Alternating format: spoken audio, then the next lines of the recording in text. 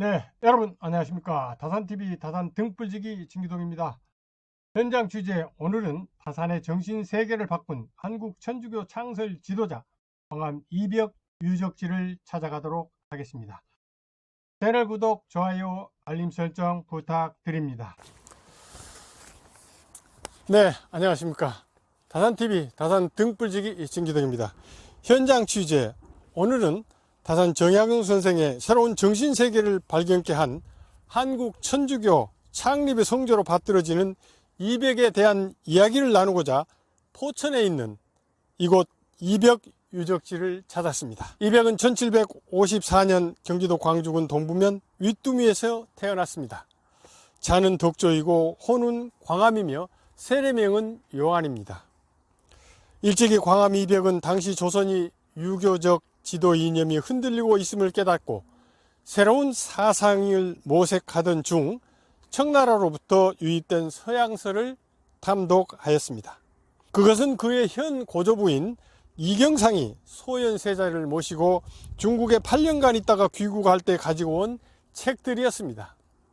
당시 한문으로 된 서양 책들은 서구의 과학, 천문, 지리, 종교 등 다양한 주제에 대한 방대한 내용을 담고 있었습니다.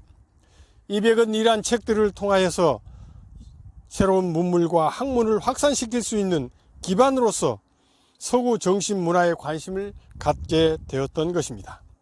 이러한 관심을 기반으로 1777년 광화문 소학자들과 더불어서 소그룹 활동을 통하여 하늘 세상과 인성에 대하여 토론도 하고 성현들의 윤리의식과 서양 선교사들이 지은 책들을 학습하였습니다.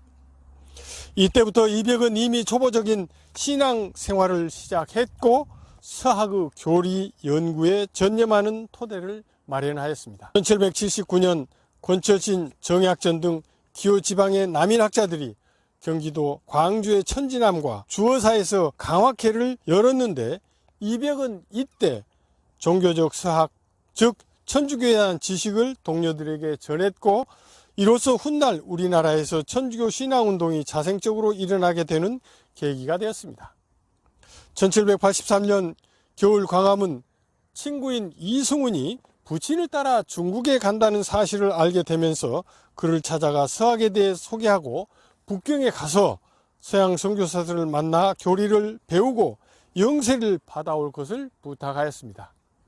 그리하여 1784년 봄 이승훈이 세례를 받고 천주시리, 기하원본 등 많은 서학서들과 십자 고성과 성화 등 천주교 관련 물품을 가지고 돌아왔습니다.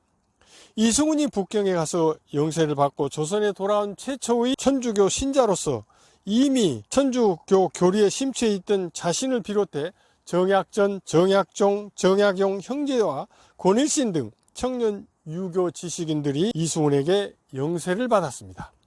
이승훈에게 영세계 세례를 받고 광화문 교리를 연구하고 묵상에 몰두하며 복음 전파에 힘썼습니다. 이러한 과정에서 이벽과 다산의 만남은 새로운 정신세계를 개척하는 계기가 되었던 것입니다.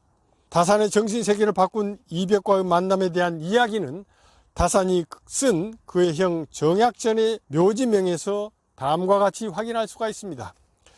갑진년 4월 15일에 맏형수의 기제를 지내고 나서 우리 형제와 이벽은 한 배를 타고 물길을 따라 내려올 때 배 안에서 이벽에게 천지 조화의 시작과 육신과 영혼의 생사에 대한 이치를 듣고는 정신이 어리둥절하여 마치 하한이 끝이 없는 것 같았다. 서울에 와서 또 덕조를 찾아가 시리와 칠극 등 몇 권의 책을 보고는 비로소 마음이 흔연히 서교에 썰렸으나 이때는 제사를 지내지 않는다는 말은 없었다. 신해년 겨울부터 나라에서 더욱 서교를 엄금하자 공은 드디어 서교와 결별하였다. 네, 다산 정약용은 이벽으로부터 천지조화의 시작과 육신과 영혼의 생사에 대한 이치를 듣고 정신이 어리둥절하여 마치 은하수가 끝없이 펼쳐지는 것 같았다고 하였습니다. 이처럼 다산은 이전엔 생각지도 못한 새로운 정신세계를 발견하게 되었던 것입니다.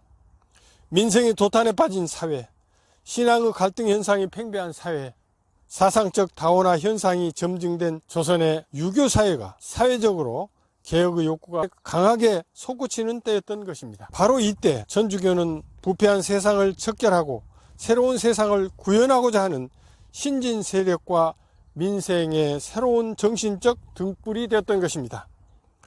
그러나 조정의 끝없는 당파 싸움은 다양한 학문적 사상을 폭넓게 수용하기보다는 천주교를 정치적 탄압으로 활용하였습니다.